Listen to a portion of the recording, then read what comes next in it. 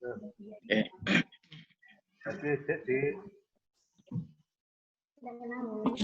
Kayak haji minggu depan.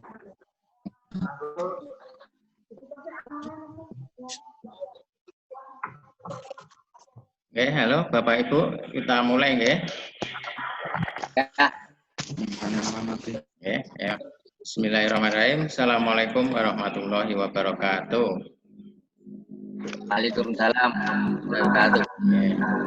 Alhamdulillah bisa ketemu kembali di acara Zoom. Bapak Ibu yang saya hormati, kita hari ini seperti yang kita sampaikan di grup maupun di media promosi, bahwa kita kali ini akan mempelajari bagaimana terjadinya diabetes mellitus ya. Sehingga kalau sudah jadi itu, maka nanti kita bisa tahu bagaimana cara memperbaiki dan juga bagaimana caranya untuk menyembuhkan, dan nanti bisa dengan tanpa obat itu bisa sembuh ya, asal nanti dipraktekkan dengan betul-betul. Ya, langsung aja kita mulai. Jadi nanti kita masukkan ke YouTube ya, nanti untuk di upload di YouTube, dan juga nanti videonya akan kita share di grup supaya bisa didengarkan kembali, dilihat kembali. Yang pertama kita bicarakan adalah mengenai sistem pencernaan tubuh. Ya. Jadi kita makan masuk ke dalam tubuh, nanti diolah menjadi energi, ya, menjadi kotoran dan sebagainya, itu diproses di dalam tubuh. Dari situ sudah terlihat sistem pencernaan, ya.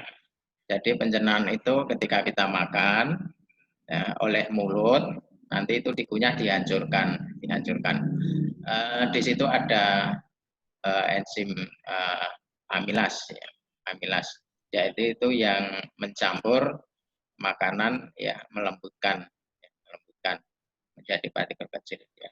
Jadi perlu Bapak Ibu ketahui, mengunyah yang bagus itu sebenarnya adalah sampai 32 kali kunyahan ya. Tapi enggak, minimal 10 kali kunyahan supaya penghancurannya itu sempurna gitu. Kemudian ini sebentar saya kursornya biar kelihatan. Ya. Jadi makanan masuk lewat mulut, dikunyah ya, mungkin yang baik itu 32 kali. Kemudian dia masuk ke kerongkongan dan masuk ke lambung. Nah, lambung ini ada pencampuran ya dengan asam lambung atau HCl. Nah, di sini kalau itu protein, kita makan protein, maka protein ini akan dilumatkan di sini ya. Jadi protein itu misalkan ya daging, telur dan sebagainya, itu akan dicampur dengan HCl, asam lambung di sini. Maka kalau Bapak Ibu makan daging, itu biasanya cepat kenyang ya.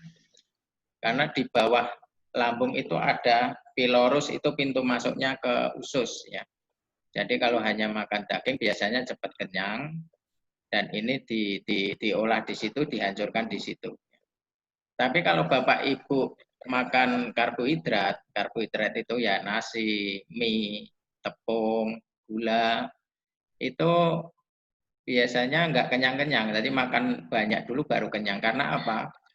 Nasi dan sebagainya itu sifatnya basah, sehingga pylorus itu tadi pintu masuknya ke usus itu enggak nutup ya.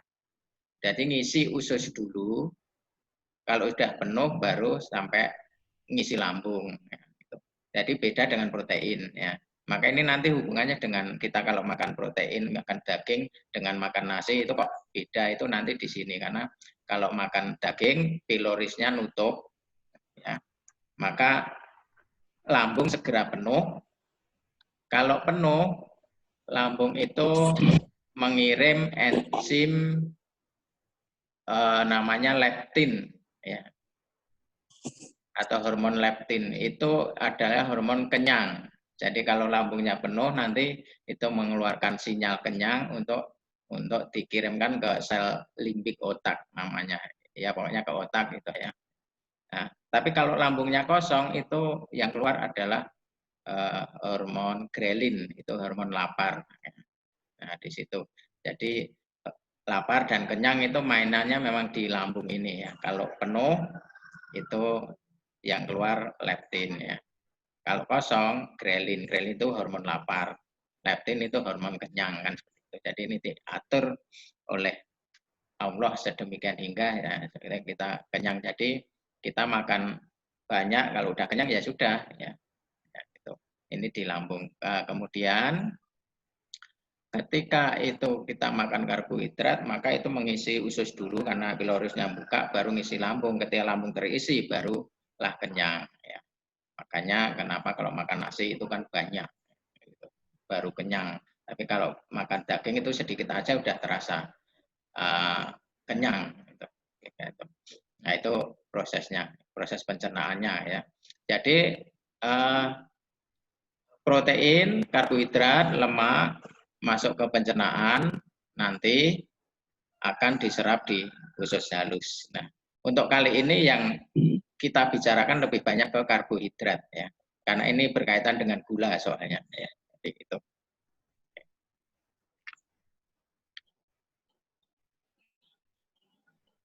Ya kita slide, mohon maaf slide-nya agak lambat, mungkin ini Slide-nya belum berubah. ya belum berubah. Karena memang kalau Zoom memang agak lama ya. Nah ini adalah contoh kandungan karbohidrat. Jadi ini untuk sekedar tahu aja, Pak. Jadi kalau karbohidrat, gula itu ada namanya indeks glikemik. Jadi kalau masuk ke tubuh dimakan ini menyebabkan peningkatan gula darah ya di dalam darah. Semakin tinggi indeks glikemik itu semakin cepat menaikkan gula. Nah, buat Bapak Ibu yang apalagi punya diabetes, ini yang tinggi ya, gula pasir itu 94. Jadi ranknya antara 0 sampai 100. Gula pasir itu makan sedikit mungkin nanti 5-10 menit itu sudah tinggi sekali. Ya. Maka hati-hati kalau minum gula, minum teh, kopi pakai gula pasir itu pasti cepat naiknya. Kemudian gula pati itu pati umbi-umbian itu 76. Makanya ini nasi ya, kemudian mie, tepung itu tinggi biasanya ya. Ya, pati 87, 82 tinggi. Jadi di atas 50 itu tinggi ya. Di atas 50 itu tinggi ya. Beras itu 78, jagung 73 ya. Ya, jadi makan jagung itu juga tinggi. Mie 50 ya termasuk tinggi ya. Kemudian yang rendah itu di sini sayur-sayuran biasanya rendah. Tempe, tahu itu juga rendah. Ya, jadi untuk diabetes boleh makan tempe, tahu, ya. Asal nggak banyak-banyak nanti gulanya itu nggak akan naik ya. Jadi yang di atas 50 ini nanti harusnya dihindari karena ini cepat sekali ya. Itu namanya indeks glikemik. Indeks glikemik. Jadi malah ya pokoknya gerak apa itu beras, tepung, mie, roti, nah, itu bisa dihindari. Nah, tapi nanti caranya ada karena ini perlu cara khusus supaya nggak lemes. Soalnya biasanya kalau belum terbiasa makan karbohidrat bisa lemes nanti. Ya, kita mulai ini kita sudah masuk menginjak ke proses terjadinya diabetes. Ini Bapak Ibu yang diketahui ini adalah gambar karbohidrat. Ada kentang, ada beras, ada pisang, ya. Ada gula-gulaan di sini. Nah, ini semua gula ya. Jadi gula itu jangan dikira hanya gula pasir, gula Jawa. Jadi karbohidrat itu semua gula ya. Gula. gula ini kita makan masuk ke pencernaan, ke usus ini, ke usus halus, nanti diserap di sini. Maka karbohidrat, gula ini dirubah menjadi glukosa. Jadi karbohidrat dan gula itu kalau dipecah-pecah itu ada yang namanya glukosa, menjadi glukosa.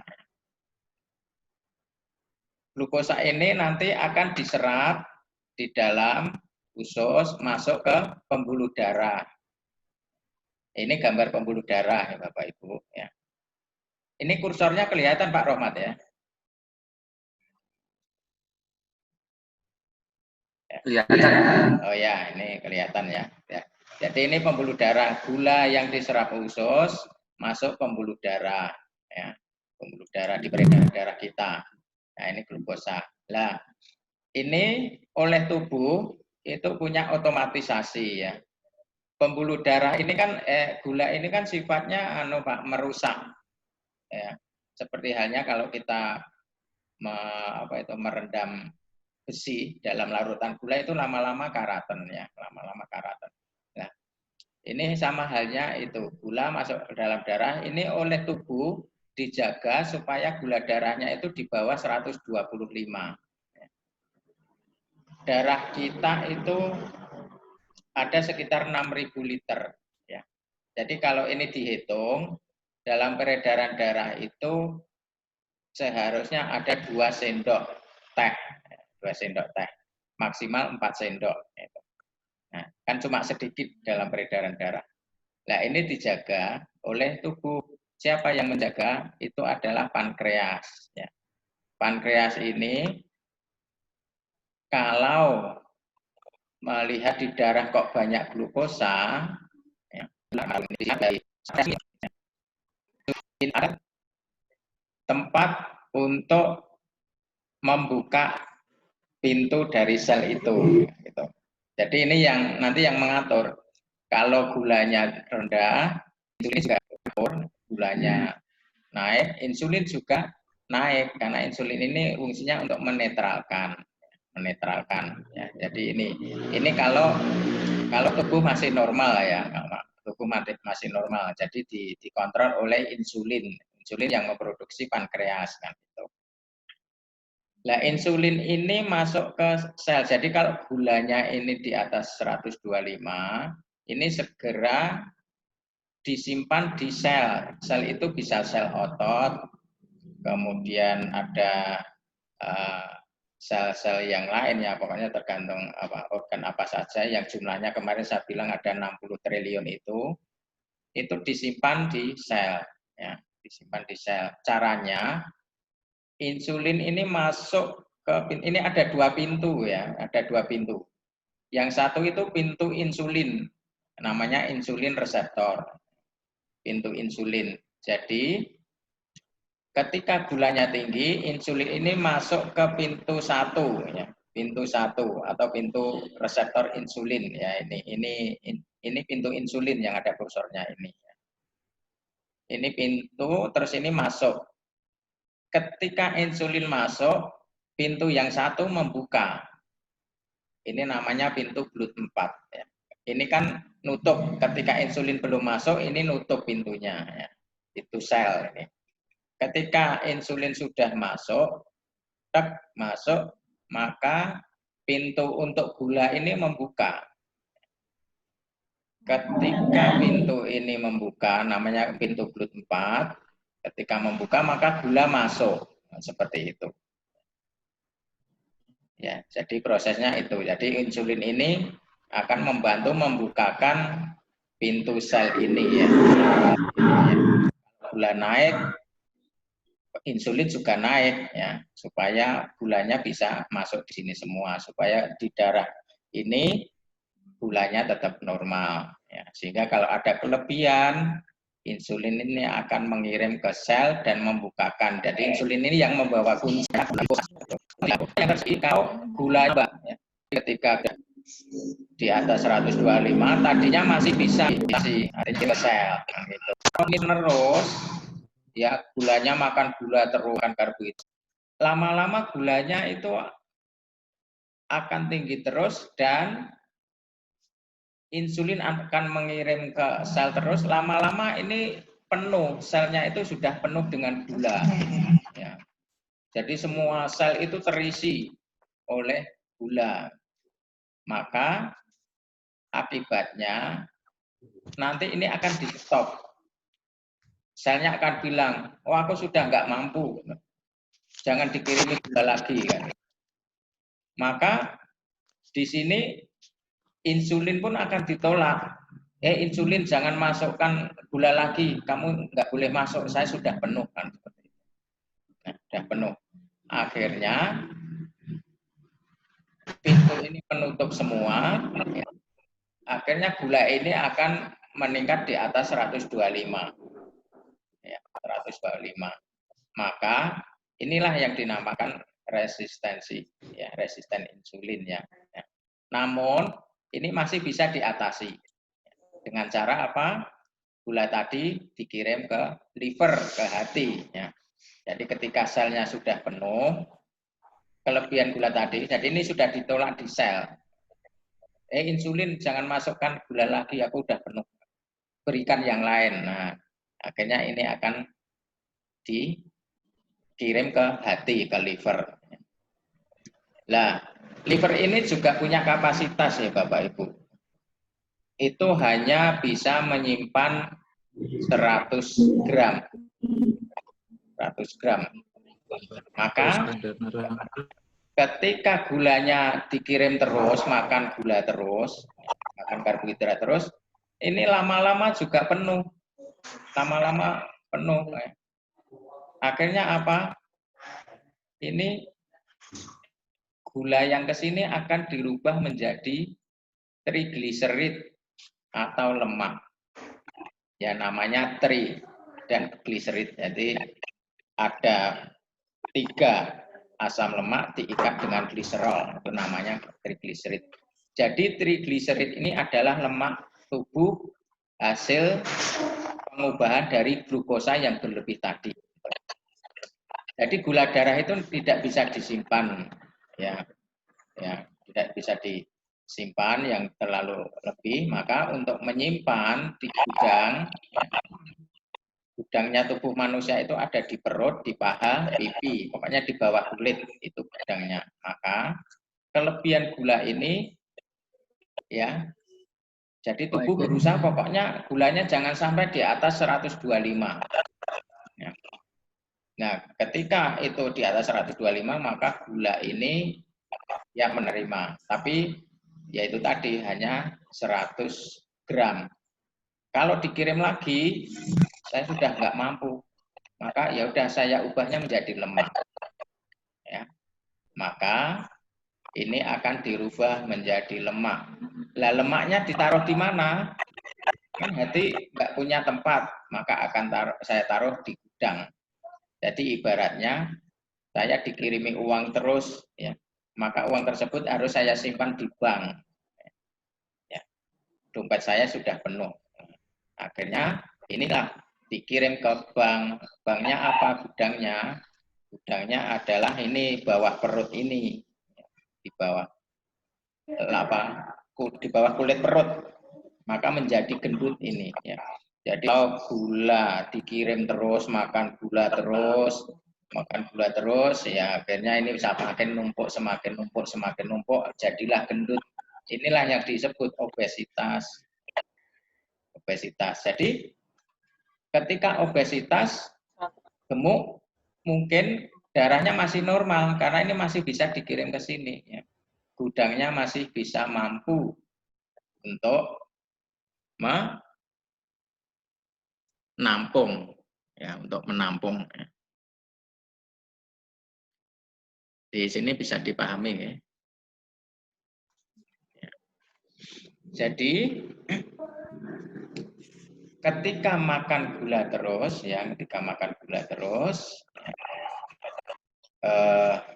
maka ini ibaratnya adalah menampung lemak, ya, karena gula itu akan dirubah menjadi lemak, trigliserid itu lemak, ya. Maka terjadi obesitas. Nah, masing-masing orang punya gudang dengan kapasitas berbeda-beda. Ya. Ada yang sampai gendut banget, tapi gulanya masih normal karena ini masih bisa menampung. Ada yang sedikit gendut itu baru bisa baru apa itu sedikit saja sudah penuh. Ini tergantung, jadi tiap orang beda-beda, ya, beda-beda. Nah, ketika terus dikirim gula, maka lemaknya makin numpuk, jadilah gendut. Jadi Bapak Ibu, orang yang gendut obesitas itu bukan karena makan lemak, tapi karena makan karbohidrat dan gula. Jadi kelebihannya itu akan dirubah menjadi lemak oleh liver, yang merubah adalah liver. Nah, gitu. Karena di jaringan lemak ini, jaringan adiposa di perut ini tidak bisa menyimpan dalam bentuk gula, maka disimpanlah dalam bentuk lemak. Inilah terjadi obesitas atau kegemukan, kan seperti itu.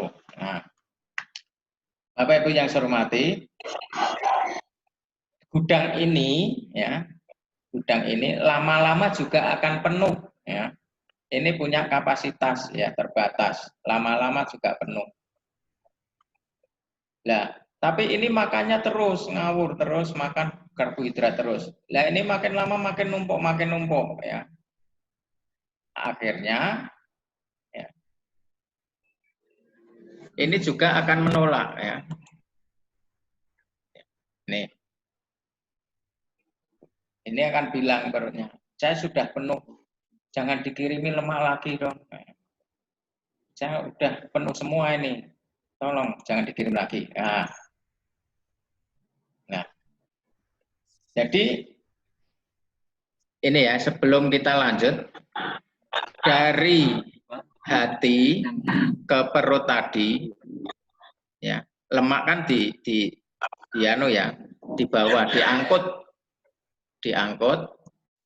diangkut dari hati ke perut. Nah, yang mengangkut, jadi lemak itu kan tidak larut dalam air. Darah itu air ya, darah itu air. Lemak dari hati itu tidak bisa dibawa ke perut melalui pembuluh darah karena antara lemak dan darah itu berlawanan, antara lemak dan air, minyak dan air itu nggak bisa bersatu. Ya. Maka liver ini akan membuat gojek atau grab atau ojek ya untuk membawa lemak dari hati ini ke perut. Siapa yang membawa itu? Siapa gojeknya? Ya, gojeknya adalah LDL kolesterol. Ya. Jadi Bapak Ibu, LDL, HDL, LDL itu kan orang bilang lemak jahat. Kalau HDL itu lemak baik. Nah, sebenarnya enggak. LDL itu memang tugasnya memang mengangkut lemak dari hati ke perut. Ya. Dia sebenarnya kan baik juga kan. Kalau lemaknya tetap di hati itu nanti terjadi perlemakan hati atau fatty liver. Ya. Nah, supaya hatinya itu enggak ngelengong, enggak berminyak, dibawalah ke perut yang membawa LDL. Nah, jadi ibaratnya LDL itu kalau dalam pewayangan namanya Togok. Ya, Togok itu dewa yang baik. Tapi karena dia disuruh ditugaskan untuk mendampingi raja yang jahat, maka Togok dikenal sebagai tokoh yang jahat. Sebenarnya Togok enggak jahat, tapi dia dewa yang baik. Tapi karena tugasnya memang mendampingi raja yang jahat. Sama LDL ini juga. Dia itu baik, yang kolesterol. Tapi karena dia tugasnya mengangkut lemak trigliserid dari hati untuk disimpan ke perut, maka LDL ini dianggap jahat. Nah, ini sebagai tanda, oh kalau LDL-nya banyak, berarti perut itu tubuh orang itu ngawur makannya gitu, ngawur. Jadi terlalu banyak makan karbo dan gula gitu. Ya. Jadi itu kolesterol. Jadi kolesterol itu apa sih? LDL kolesterol yaitu adalah ojek yang membawa lemak dari hati ke perut. Sudah dipahami ya. Kemudian lama-lama gudang ini akan penuh ya.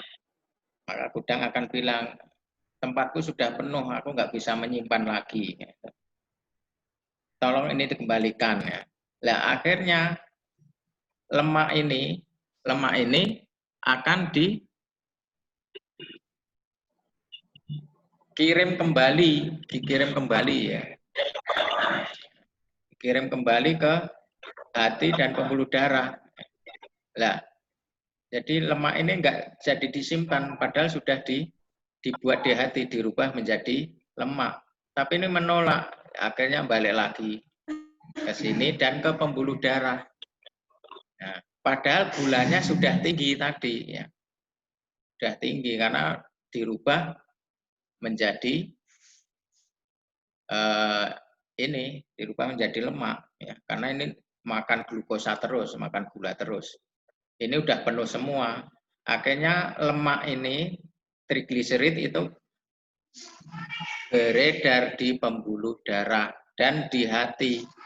Jadi lemaknya nanti dikirim lagi ke hati. Jadilah itu namanya fatty liver atau perlemakan hati. Jadi hatinya penuh lemak itu. Kalau di USG kelihatan itu. Dan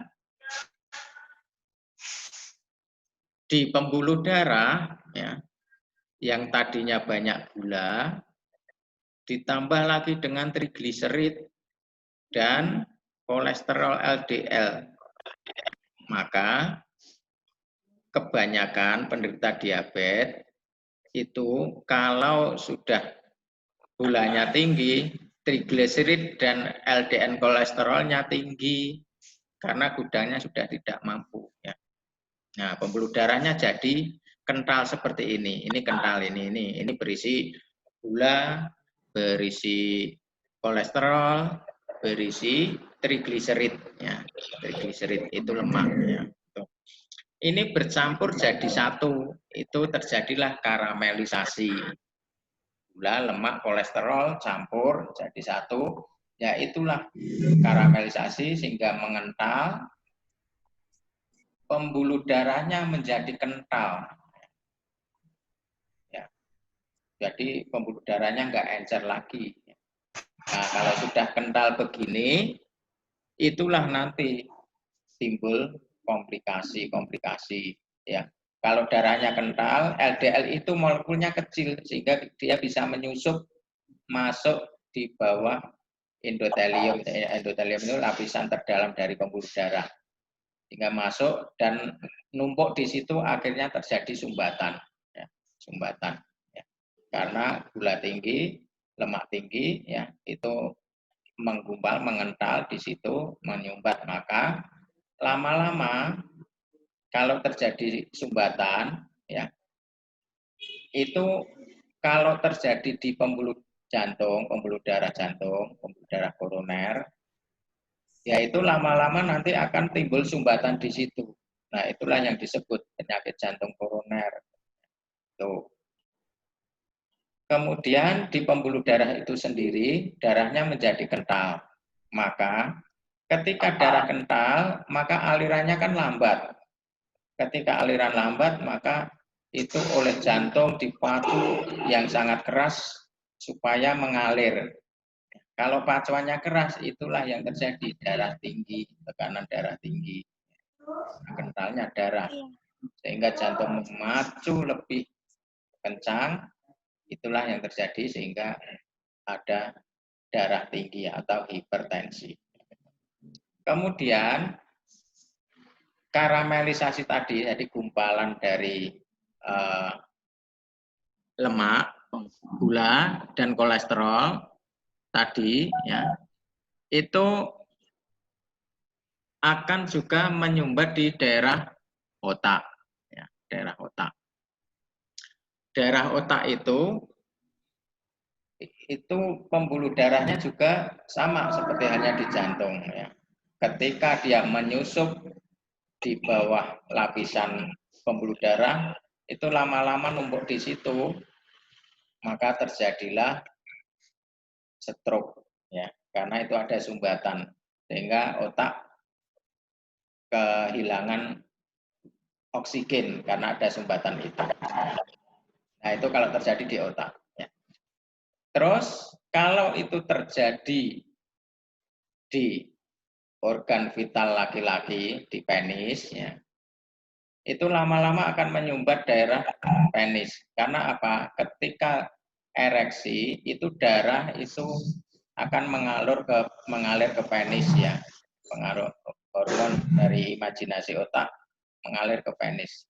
Nah, ketika pembuluh darah ke penis ini tersumbat tadi karena tumpukan gula, lemak, dan kolesterol, maka otomatis darah tidak bisa mengalir ke penis sehingga itulah terjadi disfungsi ereksi atau impotensi, ya. Jadi bagi Bapak Ibu, ya, yang mengalami kok sekarang sudah nggak keras lagi, ya. Nah, itu berarti ada tanda-tanda sumbatan di situ. Sumbatan di situ. Jadi itu karena ada karamelisasi atau campuran gula, trigliserid dan lemak tadi yang mengental sehingga menyumbat dari pembuluh darah, itulah maka terjadi disfungsi ereksi. Kemudian juga ke saraf, sistem saraf. Ya. Jadi sistem pembuluh darahnya juga rusak. Ya. Kemudian ke kaki, pembuluh darahnya rusak juga, ya, karena oksigennya kurang karena terjadi sumbatan-sumbatan sehingga terjadi itu luka-luka yang nggak sembuh-sembuh itu, ya. Itu karena pembuluh darahnya banyak sumbatan-sumbatan di situ, sehingga kekurangan oksigen. Kalau sel kekurangan oksigen, ya akhirnya mati, kan seperti itu selnya. Ya, itu timbul, makanya timbul luka yang nggak sembuh-sembuh, ya, disfungsi ereksi atau impotensi, ya. Kemudian stroke, jantung, ya. Kalau di ginjal akhirnya cuci darah, ya, dan sebagainya, itu karena karamelisasi, ya. Kemudian, ya, tadi, ya, ini trigliserid yang tinggi ini sebenarnya oleh pankreas ini, ya, oleh pankreas ini akan disimpan ke sel juga. Tapi itu tadi udah penuh, ya. Tidak penuh, akhirnya ditolak. Jadi semua ini ditolak. Jadi ini bingung ibaratnya. Ini tak taruh mana itu. Semua nolak, ya. Tak taruh di sel penuh. Tak taruh di hati penuh. Akhirnya ditolak. Nah, kalau ditolak inilah yang namanya resistensi insulin. Insulin memproduksi terus, ya, memproduksi terus karena gulanya sangat tinggi, ya, itu. Gulanya sangat tinggi.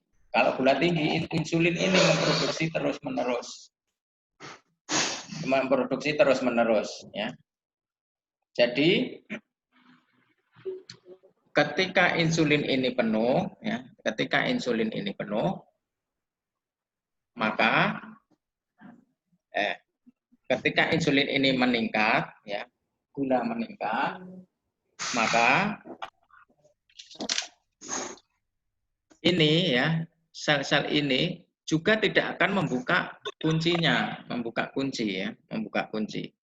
Jadi ini akan nutup terus. Maka lama-lama sel ini kekurangan energi, kekurangan glukosa, gula. Padahal untuk membentuk energi, membuat energi itu butuh gula. Tapi ini insulinnya resisten, artinya nggak bisa masuk. Padahal gulanya tinggi. Akhirnya sel ini kan sambat ke hati. Hati aku kok randui gula, ya, nggak punya energi.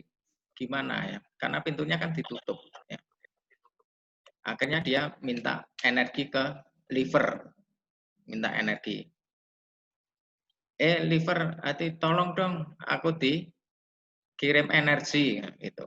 Nah, di sini akhirnya liver itu akan menyediakan energi ke sel.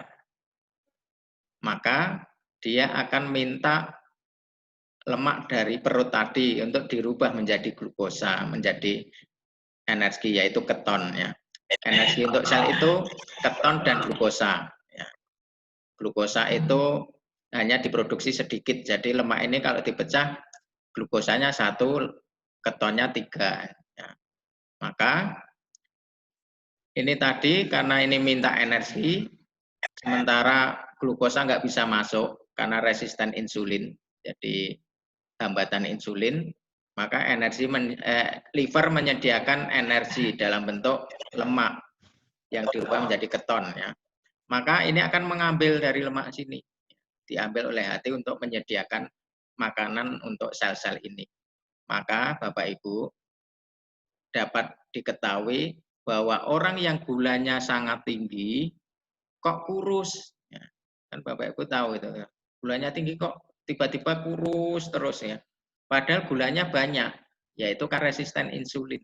Insulinnya nggak bisa dipakai, nggak bisa masuk sel. Nggak bisa masuk sel. Ya. Maka lemaknya ini diambil terus. Maka orangnya jadi kurus sekali. Ya. Jadi Bapak Ibu kalau tahu saudara, tetangga yang tadinya gemuk banget, kok tiba-tiba kurus, dan kelihatan lemas loyo, itu biasanya gulanya tinggi, terjadi resisten insulin. Ya. Karena lemaknya diambil ini untuk membiayai sel ini yang kekurangan energi karena resisten insulin. Ya, seperti itu. Ya. Ya, menjadi kurus. Kemudian, Bapak Ibu, bagaimana halnya kalau ya, itu tadi kan perjalanan atau proses ketika kita banyak makan glukosa, makan karbohidrat. Seperti itu. Nah, sekarang bagaimana kalau kita merubah, kita nggak makan gula lagi, nggak makan karbohidrat lagi. Kira-kira hasilnya beda nggak? Nah, ini Bapak. Jadi ini terjadi pada orang yang makan daging, telur, lemak, ikan. Dalam artian tidak makan karbohidrat. Ya. Kalau slide yang tadi kan makan gula, nasi, jagung, roti, dan sebagainya. Karbohidrat ya. Pokoknya karbohidrat itu tuh yang keluar dari tumbuh-tumbuhan selain batang daun bunga. Umbi-umbian itu termasuk karbohidrat tinggi. Nah, ini yang dimakan ya, untuk yang makan rendah karbohidrat, yang dimakan hanya ini, ikan ya, ayam, ikan jambal ini, patin ya. Kemudian VCO ya, kalau dari tumbuhan VCO, minyak zaitun, santan dan sebagainya, ini lemak. Jadi ketika makannya ini daging, telur, lemak, ikan tanpa karbohidrat, maka ini oleh usus diserap dan menjadi protein dan lemak non glukosa. Ya. Jadi bukan glukosa ya. Maka zat-zat ini akan masuk pembuluh darah ya, hanya protein dan lemak. Glukosanya nggak ada karena nggak makan nasi, nggak makan karbohidrat. Akhirnya glukosa ini rendah ya. Lah oleh tubuh ya, itu gula itu dijaga minimal 70 ya sampai 100, maksimal 125. Jadi dijaga ini ya. Lah ini dari mana? Padahal nggak makan glukosa, ya. Nggak makan glukosa. Maka ini akan lapor ke liver ya misalkan. Nah, liver ini dilapori. Tuh, pembuluh darah kok kurang gula ya. Karena makannya nggak ke gula kan gitu. Nah, kita kan mengiranya nggak ada gula nanti lemas kelaparan. Tidak. Jadi Allah sudah menciptakan liver. Jadi ketika gulanya rendah, karena nggak makan nasi, nggak makan roti, nggak makan gula, liver ini akan mengambil lemak dari perut, dari cadangan kita, dari gudang. Gudang lemak ini akan diambil. Atau lemak tadi, VCO, minyak zaitun, dari gaji, telur, kuningan telur itu akan dirubah menjadi glukosa dan keton tadi. Jadi lemak itu kalau dipecah itu satu bagian menjadi glukosa, 3 bagian menjadi asam lemak. Jadi di sini jangan khawatir kelaparan kalau nggak makan nasi. Tubuh akan menyediakan dari lemak ini untuk membuat glukosa. Maka orang Eskimo itu nggak pernah makan karbohidrat. nggak pernah makan karbohidrat, tapi dia tetap hidup. Dia hanya makannya ikan dan daging anjing laut. Dia tetap hidup ya. Karena apa? Glukosanya disediakan oleh lemak. Ya. Ikan itu mengandung lemak. Ya. Lemak. Maka di sini glukosa itu bisa dibentuk di dalam tubuh itu sendiri. Ya. Makanya glukosa itu tidak harus dari luar, tidak harus dari luar. Gitu. Bapak Ibu yang saya hormati, jadi kalau Bapak Ibu makan rendah gula, makan rendah karbohidrat, maka otomatis nanti yang tadinya obesitas, yang tadinya gemuk, ya, ini nanti akan berat badannya akan menurun ya, sampai ideal. Jadi Bapak Ibu yang kelebihan berat badan, indeks massa tubuhnya lebih dari 25, maka dengan diet rendah karbo, makan rendah karbo, otomatis nanti berat badannya akan turun sendiri. Paling hanya butuh waktu seminggu aja, nanti sudah turun 4 kilo. 4 kilo. Nah, lemak dari sini tadi ya kembali ya, lemak dari gudang dibawa ke liver itu membutuhkan ojek juga. Jadi untuk dibongkar menjadi glukosa ini perlu ojek. Ojeknya itu namanya HDL kolesterol. Nah ini yang disebut adalah lemak baik. Jadi ketika kita tidak makan karbohidrat, otomatis HDL nanti akan meningkat karena tugasnya untuk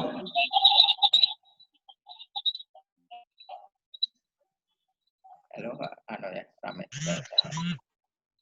semua. Ya. Jadi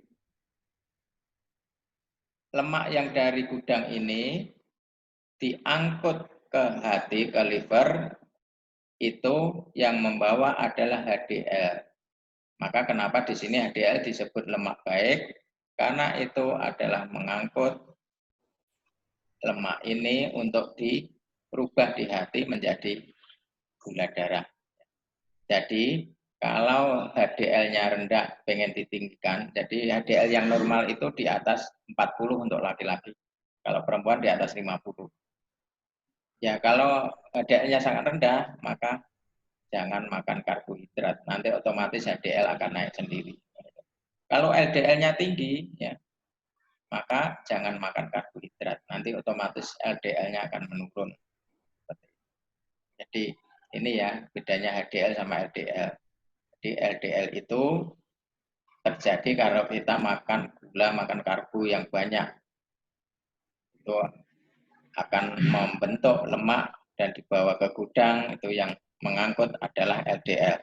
Tapi ketika kita makan rendah karbohidrat, lemak di gudang akan diangkut ke hati oleh HDL. Oke, kita lanjutkan. Jadi sini sudah tahu.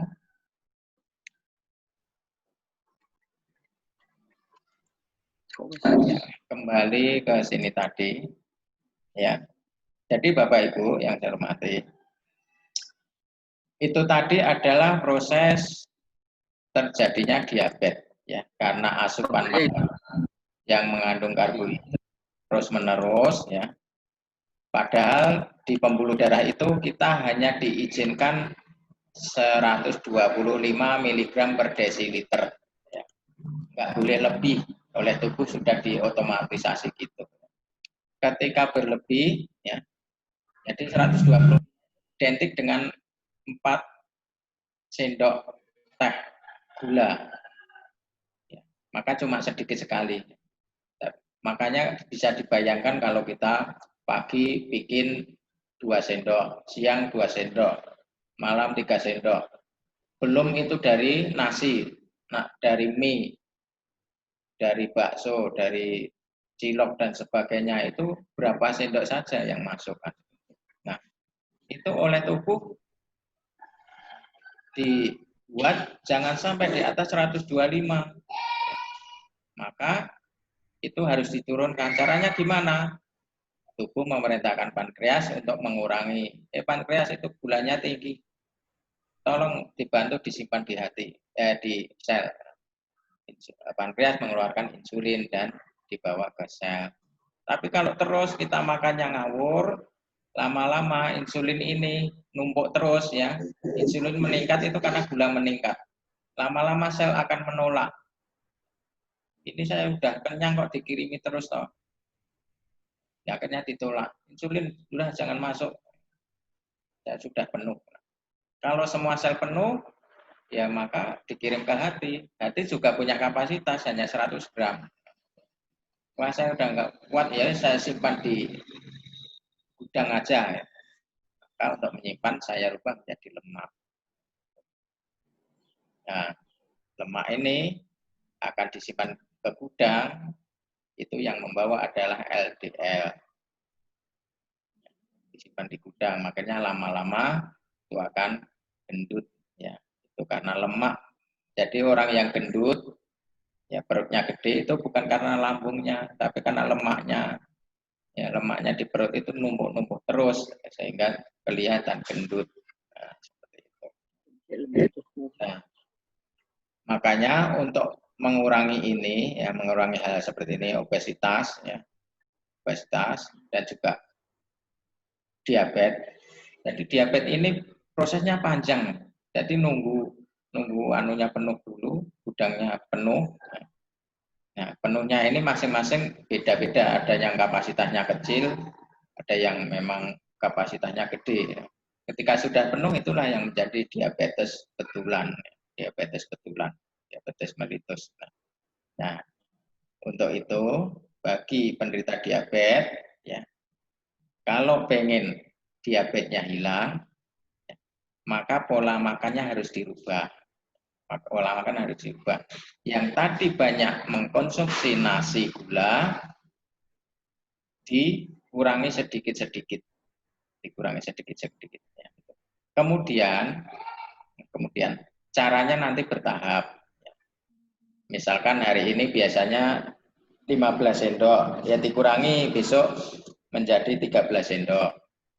Dikurangi lagi menjadi 11 sendok besoknya, dikurangi lagi. Jadi mungkin kira-kira 5 hari sampai 10 hari itu proses untuk adaptasi untuk mengurangi gula. Kemudian penggantinya nasi itu apa? Digantilah nanti dengan lemak dari hewan maupun dari tumbuhan. Ya. Yang paling bagus itu VCO. VCO itu udah macam-macam sekarang, ada yang bentuk serbuk, ada yang cair. Gitu. Kemudian minyak zaitun. Kemudian dari hewani ya bisa telur, bisa ayam, ikan, lele, nila, patin, dan sebagainya. Ya. Karena protein itu nanti akan dirubah, 50% berubah menjadi glukosa. Kalau lemak, 10% menjadi glukosa. Jadi, glukosa atau karbohidrat itu misalkan kita tidak makan, tidak akan terjadi kelaparan. Beda dengan protein dan lemak. Kalau kita tidak makan protein, maka tubuh akan membongkar otot, sel otot. Ya. Karena otot itu isinya adalah protein, ya, ada nitrogen.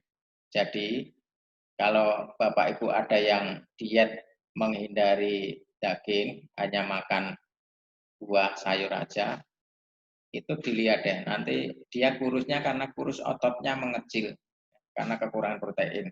Ya. Kekurangan protein. Jadi di sini diet itu macam-macam. Maka kalau tidak pernah makan daging, itu nanti ototnya akan mengecil, ya, nggak bisa gemuk.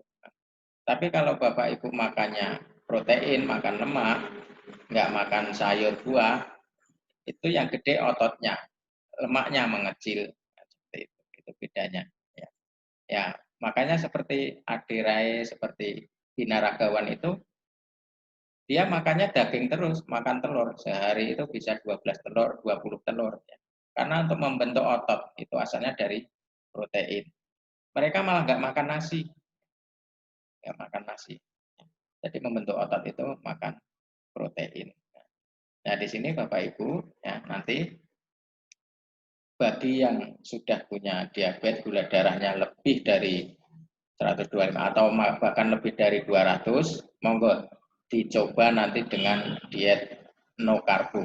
Ya. Nanti insya Allah saya bimbing, mentoring gratis ya. Jadi dan nanti kalau Bapak Ibu sudah menerapkan tidak makan nasi, tidak makan karbohidrat, tidak makan gula, Bapak Ibu akan lepas obat. Jadi sudah tidak perlu obat lagi. Yang tadinya nyuntik, sekarang udah nggak nyuntik lagi.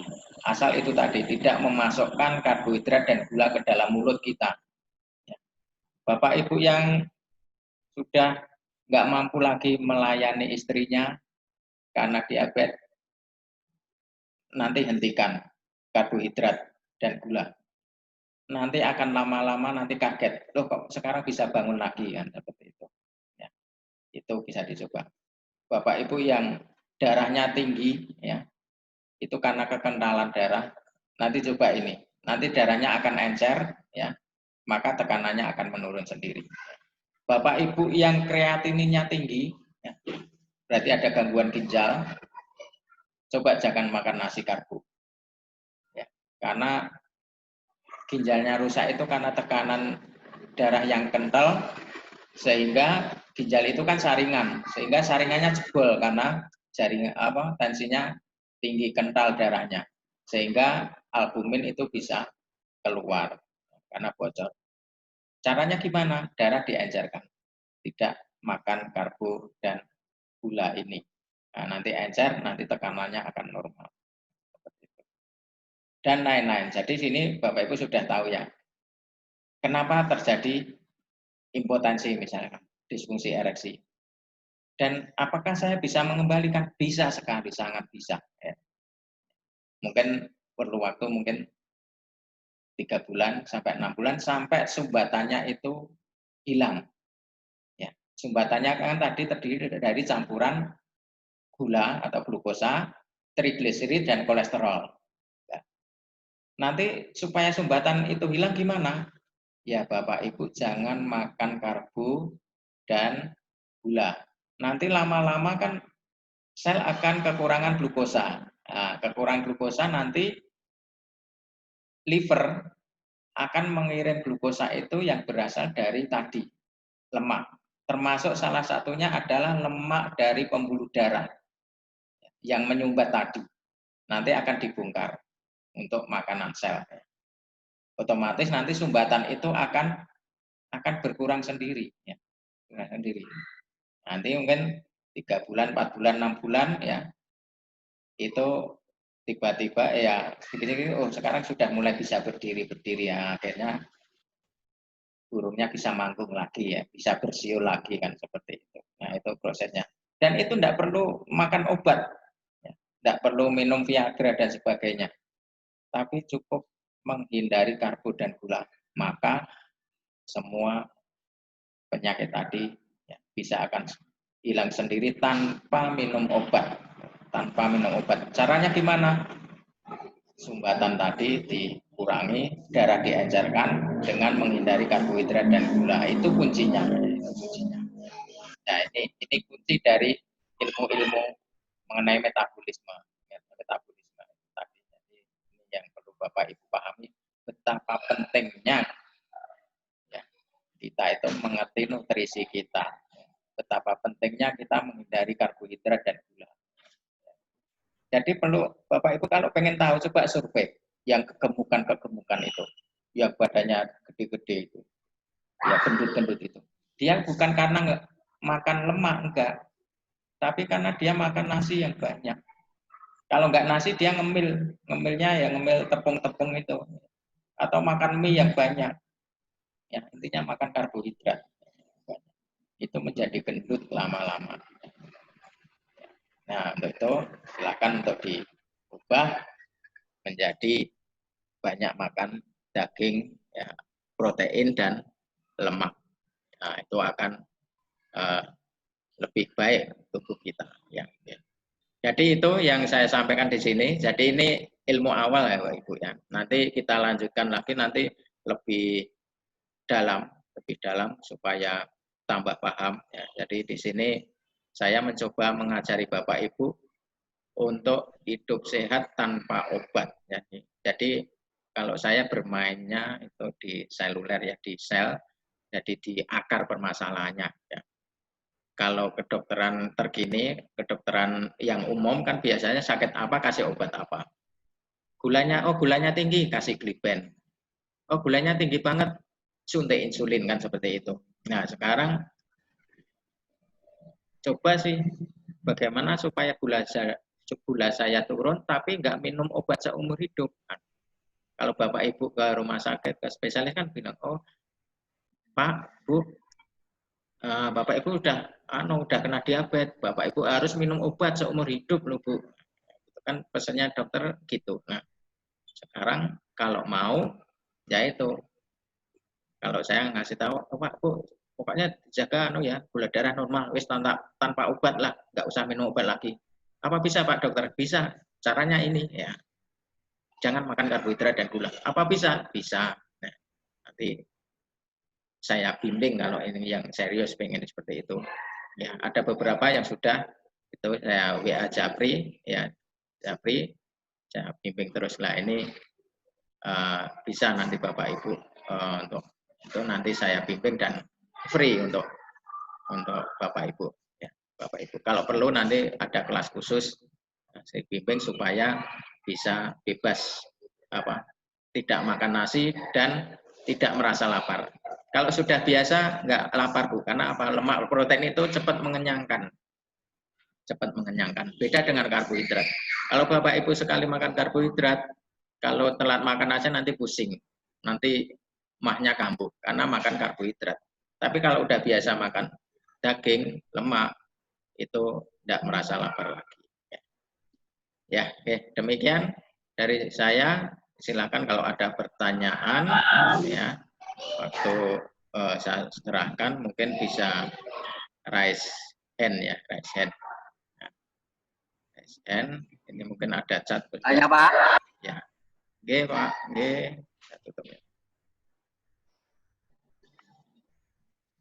Assalamualaikum warahmatullahi wabarakatuh. Waalaikumsalam warahmatullahi wabarakatuh. Monggo Pak Rohmat.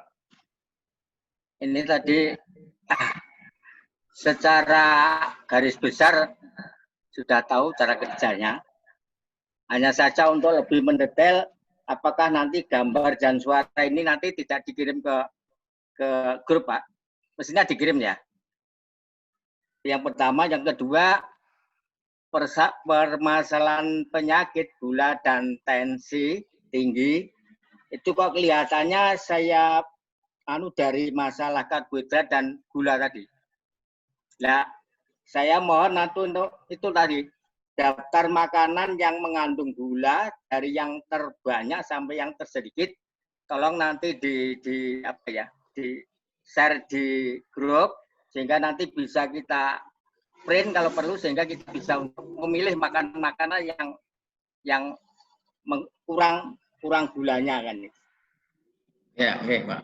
Yang kedua itu, kemudian yang ketiga, nah ini gambarnya tadi yang dekat insulin itu tertutup oleh foto. Oh gitu. Sehingga kurang jelas. Jadi yang masih saya tanyakan, nah insulin itu terdiri dari apa gitu loh Pak? Oh ya, oke. Kemudian di bawahnya insulin itu tadi ada cara kerja insulin, itu juga saya foto, saya perbesar ternyata pecah, sehingga kurang bisa jelas. Lengkapnya kalau nanti di share di grup, nanti bisa seperti itu. Oh ya, oke. Kemudian berikutnya, gambar hati itu kan ada dua itu Pak, ada yang kecil ada yang besar. Itu yang kecil itu yang apa, yang besar itu yang apa? Yang apa Pak? Diulangi Pak, yang normal Pak. Yang mana? Yang normal. Gambar hati tadi loh Pak. Hati, Hati itu tadi kan dua itu. Satu yang kecil, satu yang besar itu gimana? Yang kecil yang bagaimana, yang besar yang gimana itu? Oh. Ya. Ada lagi, sampun?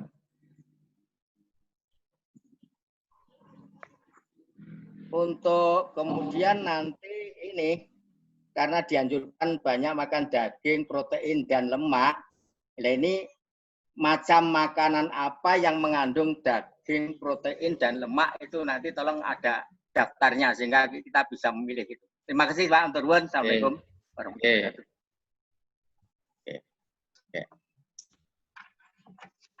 Oke, terima kasih Pak Romat. Yang pertama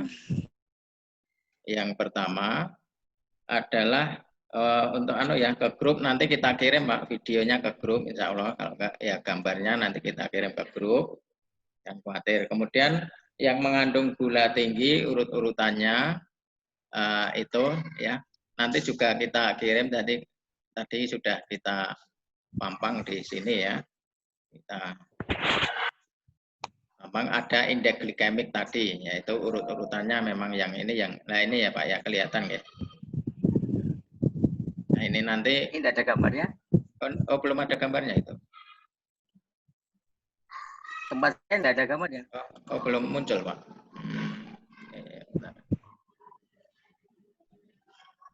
Oh ya, udah yang daftar tadi ya. Ini urut-urutannya. Daftar contoh karbohidrat beserta kandungan itu tadi. Oke. Nanti bisa dilihat di aplikasi Google Play Pak. Nanti tak kasih aplikasinya untuk di-download, nanti di situ ada. Ya nanti kan coba kita print. Ya, oke. Nanti ada, nanti kita sampaikan. Kemudian insulin. Insulin itu adalah terbuat dari protein, Pak. Dari itu, insulin itu kan istilahnya alat komunikasi ya, alat komunikasi. Itu kalau di imuno kemarin, sel imun kemarin seperti sitokin. Jadi insulin itu fungsinya, kalau susunannya itu dari glikoprotein, gula dan protein ya. Mana tadi ya, ini ya. Ini. Jadi ini pankreas bentuk insulin. Lah ini coba saya besarkan ya Pak, biar.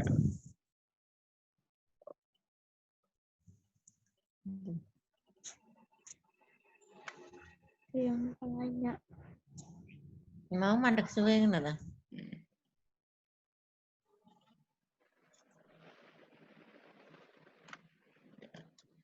Besarkan. Oh, enggak bisa. Ya udah besar. Udah besar tapi ketutupan ya Pak. Ya. Jadi ini gambar ya, sel Pak. Foto itu. Ya ini gambar sel. Yang dua ini sel, ini sel. Ya, ini tak singkirkan dulu. Ini sel. Jadi insulin itu cara kerjanya, ini insulin Pak, segitiga ini insulin. Insulin ini akan masuk ke pintu insulin. Ini sel ya. Sel itu ya bisa sel otot, sel kerangka, sel saraf dan sebagainya. Ini masuk. Sebelum ini masuk, ini nutup Pak. Ini nutup. Ya. Kalau insulin ini masuk, maka otomatis pintu untuk gula. Jadi ini pintu untuk masuknya gula, Pak. Kalau ini pintu untuk masuknya insulin. Pintu untuk gula ini selalu nutup. Ya. Supaya gula bisa masuk ke sel, ini syaratnya insulin harus masuk. Ini yang membuka. Insulin ini buka kunci. Buka kunci ini masuk plek. Ketika ini masuk plek, ini buka sendiri ya. Seperti ini, Pak. Plek masuk, ini buka sendiri. Ketika buka maka gula masuk. Nah, seperti itu. Ini cara kerja insulin. Ya. Insulin ini berasal dari protein, ya, diproduksi oleh sel pankreas. Jadi tugasnya pankreas itu adalah memproduksi insulin. Ya. Insulin ini tugasnya membantu gula untuk masuk ke sel. Kalau nggak ada insulin, glukosa nggak bisa masuk. Ya. Padahal glukosa itu diperlukan untuk membentuk energi atau ATP, energi. Jadi supaya sel otot itu bisa gerak, ya, bisa hidup, itu harus glukosa. Ya.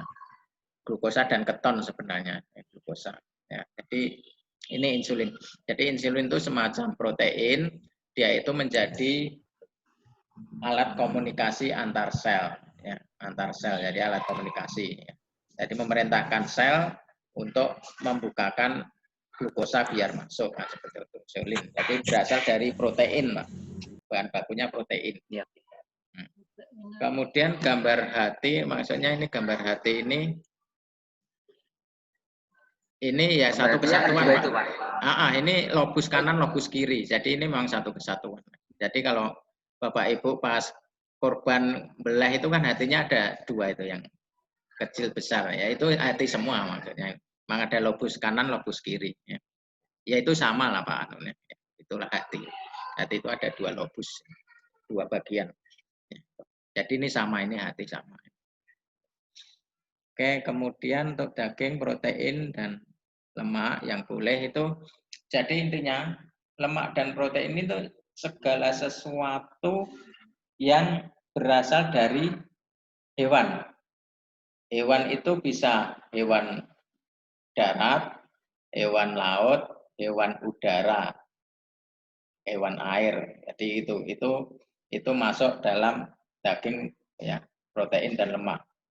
Jadi kalau kita makan ayam, di situ ada komposisi protein, lemak. Kita makan ikan, itu ada protein, ada lemak. Kita makan daging sapi, itu ada protein, ada lemak. Kemudian kalau karbohidrat itu berasal dari tumbuhan. Jadi karbohidrat itu senyawanya terdiri dari senyawa karbon, senyawa hidrogen atau H, dan senyawa O, CHO lah itu. Nah itu kalau ingat pelajaran biologi, CHO. Nah ini hasil dari fotosintesis, ya, klorofil, ya, klorofil. Jadi dengan bantuan sinar matahari. Nah itulah terbentuk energi untuk tumbuhan. Lah kelebihannya itu disimpan dalam bentuk buah, dalam bentuk umbi, dan sebagainya. Itu adalah karbohidrat. Jadi segala sesuatu yang berasal dari tumbuhan itu biasanya mengandung banyak karbohidrat. Kemudian segala sesuatu yang berasal dari hewan, baik itu hewan darat, hewan air, maupun hewan udara, itu ada unsur N, berarti di situ mengandung protein. Dan lemak, kalau lemak itu biasanya kalau dari hewani, itu banyak dari kulit, jeroan, kemudian otak, itu dari hewani, ya. Gaji, ya, itu lemak hewani. Kalau dari nabati, ya yang bagus nabati ini, itu dari VCO, minyak kelapa, itu minyak zaitun, dan alpukat. Jadi itu lemak yang sangat bagus, ya. Alpukat, VCO, kelapa itu, minyak zaitun, itu lemak-lemak yang bagus, ya. Kemudian lemak dari hewan itu sebenarnya ya bagus semua, asal Bapak Ibu tidak makan karbohidrat dan gula, ya, lemak hewan pun tidak masalah sebenarnya, tidak masalah, karena itu nanti dipecah oleh tubuh menjadi keton, asam lemak, dan glukosa. Jadi untuk kebutuhan glukosa ya dari lemak itu bisa sebenarnya. Jadi misalkan kolesterolnya agak tinggi, trigliserid agak tinggi, tapi kalau gulanya sangat rendah, ya di bawah 80, itu no problem, tidak masalah, karena tidak akan terjadi karamelisasi, ya, atau penggumpalan itu tadi. Ya. Yang bahaya itu lemaknya tinggi, gulanya tinggi, itu terbentuk karamelisasi atau gumpalan itu yang menyumbat itu. Seperti itu. Ya itu Pak, jadi udah kejawab semua kayaknya. Yang lain monggo kalau ada. Oke. Ini pola makan kita ini selama ini kok kelihatannya memang kurang sehat. Kan pagi sarapan ya nasi, siang ya nasi, malam ya nasi. Jadi mestinya itu secara perlahan-lahan harus perubahan total gimana dulu kok apa ya? Sistem makan kita itu seperti itu tuh Pak. Jadi seakan kan sudah menjadi kebiasaan kalau makan itu ya pagi, siang, malam semuanya pakai nasi lah. Ini mestinya kan makanan kurang. Ya dulu gimana kok jadi pola makan seperti itu. Sehingga kalau kita akan merubah karena sudah menjadi kebiasaan kan ya perlu waktu lama. Iya. Makasih Pak. Iya, oke. Oke ya, betul Pak Roman. Jadi sekarang ini memang masih menganut menu makanan seimbang ya. Yaitu di launching sekitar tahun 1977. Nah, waktu itu mungkin oleh WHO ya diumumkan makanan seimbang itu 50 sampai 60 karbohidrat, sekitar 30 protein dan lemak itu 10 sampai 20% ya. Dan itu sampai sekarang masih dianut. Nah, saat ini sebagian sudah mulai ada Pak, mereview ulang, artinya dikaji ulang. Jadi rumus dari WHO itu dikaji ulang. Dan sekarang ini sudah mulai satu persatu dokter sudah mulai ada yang sadar tentang hal ini. Terutama mulai 2016 itu Pak, 2016 ditemukannya autofagi. Autofagi itu yang kemarin saya sampaikan penemunya orang Jepang itu, Profesor Yoshinori itu, dia menemukan bahwa proses memakan virus oleh sel imun oleh tubuh yang mematikan virus itu ternyata cara kerjanya dengan berpuasa atau mengurangi glukosa.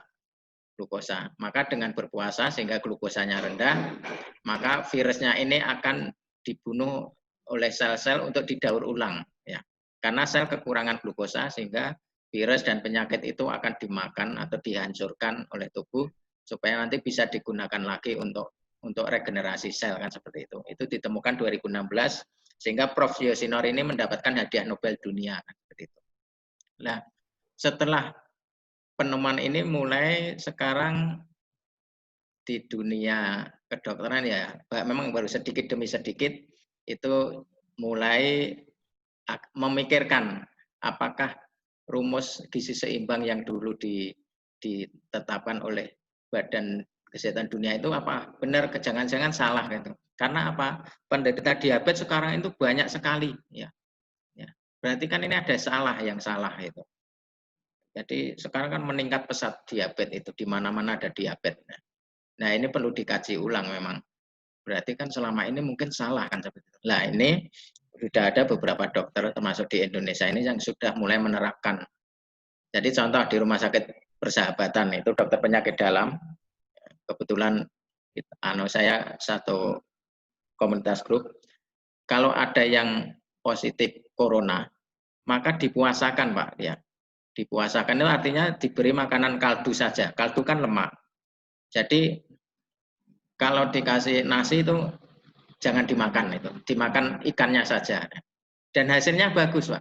Yang tadinya demam itu sehari 2 hari itu sudah turun demamnya.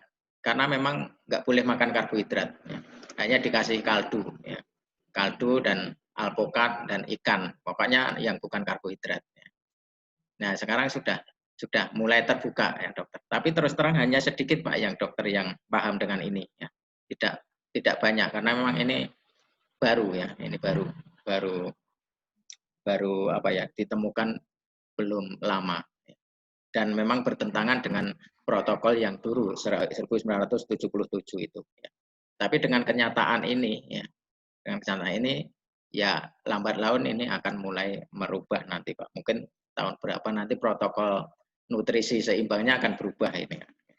Ya itu Pak mungkin. Ya, makasih. Yang lain ada pertanyaan enggak?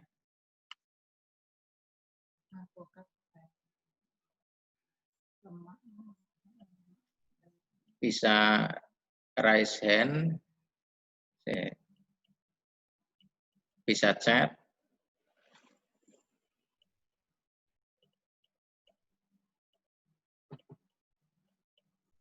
atau sudah cukup?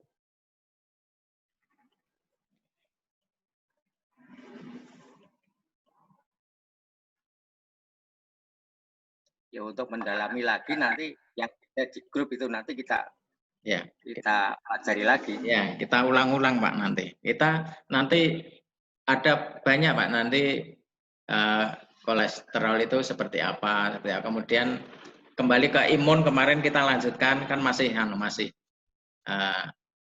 mentah sekali kemarin itu. Nanti dalamnya nanti masalah pertahanan ini kita perdalam.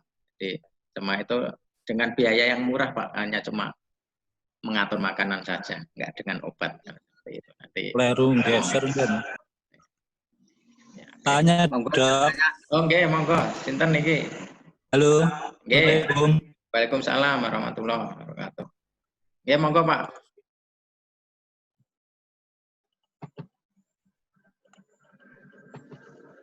Monggo Pak, lanjut. Nggih. Mau tanya Dok. Nggih.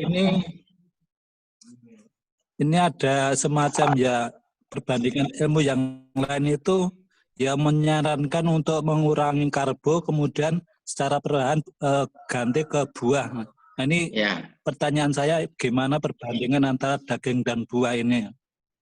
Kemudian yang kedua Dok, ini misalnya seorang penderita DM itu melakukan pengobatan, nah setelah pengobatan itu mungkin dengan obat atau suntik itu akhirnya darah gula menjadi normal, tetapi efeknya kok tetap masih misalnya masih kesemutan dan lain-lain semacamnya itu Dok. Itu Dok. Cukup, Ya. makasih. Oke Pak, terima kasih. Ya kita coba jawab. Niki Pak sinten Pak asmane genanane tulisannya Nggak dibaca. tulisannya 147. Pak Parno. Nggih. Oh nggih, Pak Parno nggih, matur nuwun. Nggih, kula jawab nggih. Perbandingan buah dan daging. Jadi ngeten Pak. Diet itu memang ada bermacam-macam ya. Ada bermacam-macam. Ada yang diet banyak buah, mengurangi lemak daging. Ada yang diet banyak daging lemak, tapi menghindari buah. Jadi memang ada macam-macam ya. Dan itu punya sendiri-sendiri ya, mungkin punya teori sendiri-sendiri. Nah, kemudian dari sini perbandingannya ya. Jadi kita harus melihat kebutuhan dari tubuh. Sebenarnya buah itu isinya apa sih? Nah, daging itu isinya apa? Buah itu isinya adalah glukosa dan serat dan beberapa vitamin ya. Itu secara umum ya. Kandungan lemaknya sedikit kecuali alpukat ya, kecuali alpukat. Jadi buah itu lebih banyak ke glukosa dan serat dan air ya. Nah, glukosa itu seperti yang kita sampaikan tadi itu untuk sumber energi ya, sumber energi sama dengan nasi ya. Kemudian serat ini sebenarnya fungsinya, jadi serat ini tidak diserap ke tubuh Pak, jadi nanti akan berubah menjadi kotoran ya, dan dibuang lewat feses atau lewat tinja ya, ke toilet kan itu, lewat buang air besar, itu fiber atau itu serat. Serat ini fungsinya adalah mengurangi penyerapan glukosa. Jadi tubuh itu sudah mengatur sebenarnya supaya gulanya itu tidak terlalu banyak diserap itu, maka disediakan serat. Ya, serat ini fungsinya untuk mengurangi penyerapan dari gula biar enggak terlalu lebih di tubuh kan seperti itu. Itu buah Pak. Nah, di sini buah itu tidak ada kandungan protein dan lemaknya sedikit protein. Nah, protein ini adalah suatu zat yang sangat diperlukan, sangat esensial, Pak. Jadi, kalau orang itu kekurangan protein, maka itu yang disebut malnutrisi atau kekurangan energi proteinnya, KEK. Ya.